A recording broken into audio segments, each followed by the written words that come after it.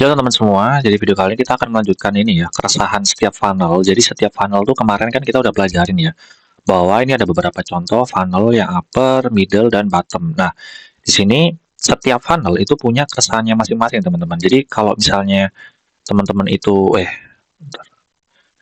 teman-teman itu sedang membuat copywriting di bidang di funnel awareness, biasanya kita bisa langsung fokus di masalah yang user itu pakai, masalah yang user itu sedang alami sekarang gitu.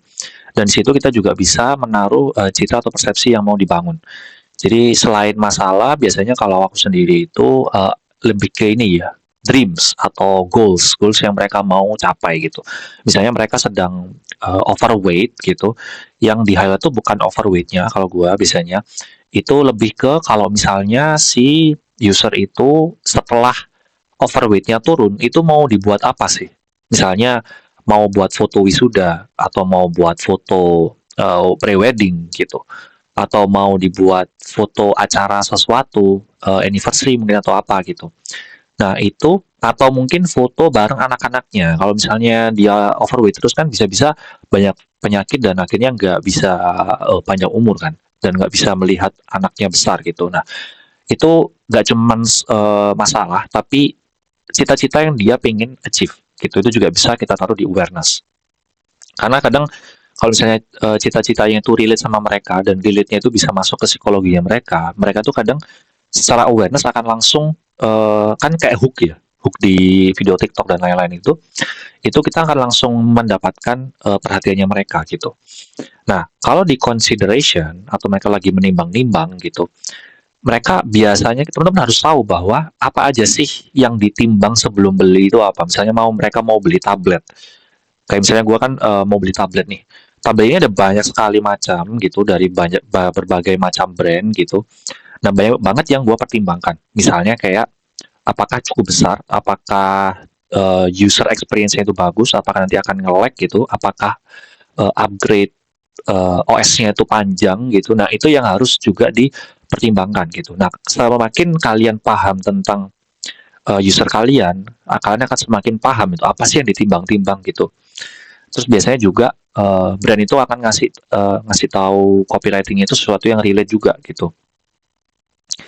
Apa yang buat relate sama brand. Jadi kalau misalnya teman-teman punya masalah sesuatu, bisa nggak itu direlatekan sama brand kita gitu. Itu yang perlu diperhatikan. Dan kalau yang conversion itu biasanya ini ya, apa sih yang makin yakin gitu. Misalnya keyakinan mereka udah 80-90%, tinggal 10%-nya itu apa gitu yang mereka bikin yakin gitu. Misalnya kayak kalau mereka mau beli mobil, yang bikin makin yakin tuh apa? Apakah servisnya itu gratis tiap bulan atau apa gitu. Itu yang bisa di-highlight tuh gitu.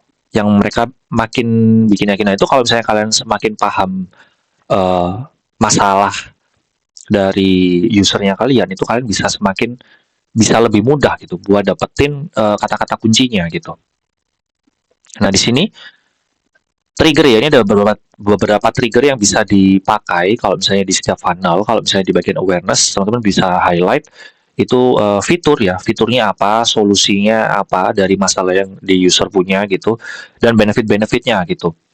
Nah, terus juga jangan lupa juga citra persepsi yang mau dibangun itu apa. Misalnya teman-teman lagi megang brand exchange gitu ya. Exchange itu kan layanan service ya. Kalau misalnya kita bisa highlight bahwa ini tuh sangat aman dengan cara bahwa selama 4 tahun ini kita nggak ada hack sama sekali gitu. Exchange itu apa? Salah satu contohnya kayak ya kalau di kripto ya itu kayak thrift, pintu, peluang, Indodax gitu. Ini nggak ada ekspor sama sekali. Itu dengan cara misalnya meng-highlight selama 10 tahun tidak ada satupun wallet yang dibobol gitu. Which is itu meng-highlight bahwa benefit kita adalah secure, 100% secure. Itu bukan yang kayak over promising ya, karena itu kan berdasarkan data dan fakta ya, bahwa selama 10 tahun terakhir itu nggak ada yang kebobol. Itu bisa jadi awareness yang sangat menarik gitu. Terus untuk consideration, trigger yang bisa dipakai itu ini ya, yakinkan dengan fakta atau bukti. Biasanya itu kayak award. menang award apa gitu. Kalau misalnya di WYD itu dia bilang top one global sales itu untuk consideration-nya. Berarti bahwa orang-orang ini udah menimbang-nimbang, terus akhirnya mereka memilih untuk BYD ya, mobil BYD karena dia udah top one global sales gitu. Jadi salesnya itu udah top one di global gitu. Itu yang dibawa ke Indonesia gitu. Jadi dia jualannya di luar Indonesia dulu, ketika dibawa ke Indonesia itu udah jadi top one global sales gitu. Nah, contohnya misalnya consideration-nya kayak di Tesla itu, Tesla kan ada beberapa tes yang mereka tuh sampai ditembak, bahkan dilempar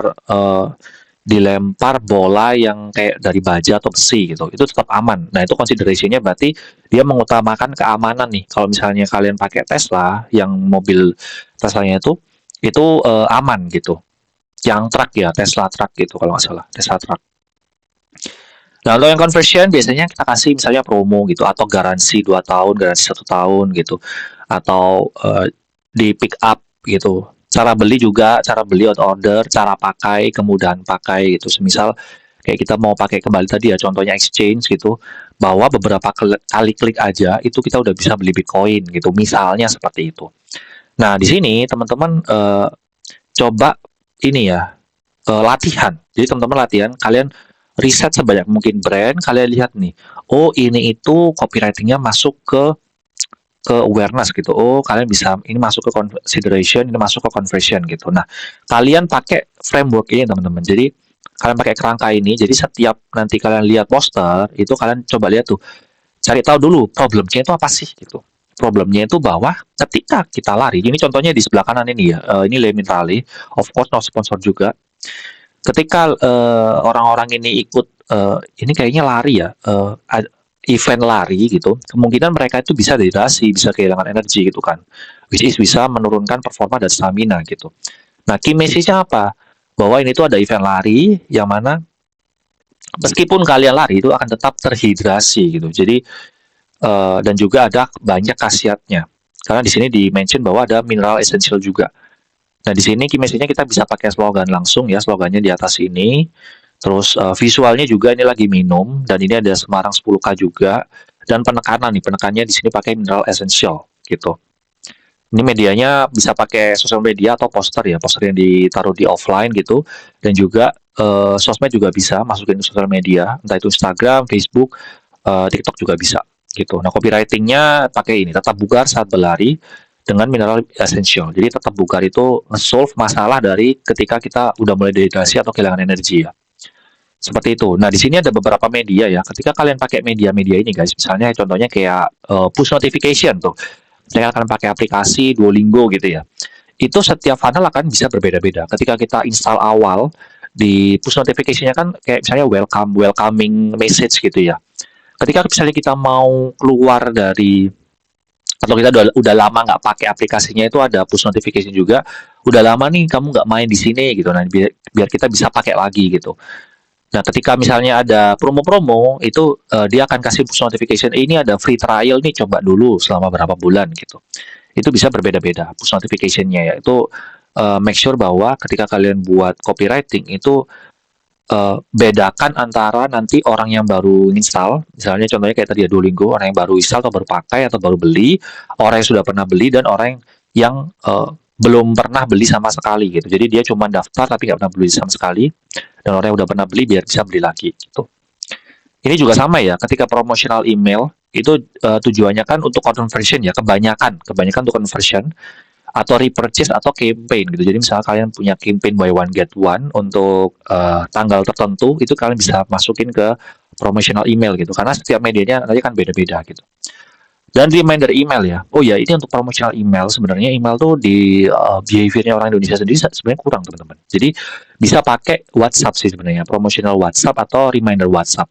Itu biasanya untuk repurchase atau campaign juga bisa gitu. Jadi tips menulisnya adalah jangan lupa selalu lihat funnelnya lagi.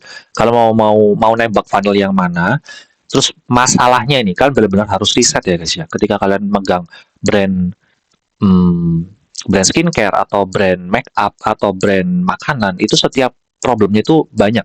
Setiap industri itu problemnya beda-beda teman-teman. Kalian harus concern sama itu ya. Jangan sampai kalian cuman buat copywriting tapi nggak nge-solve problemnya audiens kalian gitu. Terus juga brand yang kalian pegang itu kurang lebih seperti apa, benefitnya apa, yang bikin beda apa sama brand lain, dan juga product knowledge-nya itu kalian harus paham semua. Setidaknya nanti ketika kalian bikin copywriting, kalian itu nanti akan kan nge-solve masalah itu pakai produk apa, produk yang A, produk B, produk C gitu. Jadi produknya harus paham tuh. Kalau misalnya kalian nggak paham produk, terus kalian bikin copywriting, ini mau ada masalah ini kita solve pakai produk yang mana nih, nggak tahu nih. Nah, seperti itu teman-teman. Oke. Semoga bermanfaat buat video kali ini. See you next video. Bye bye.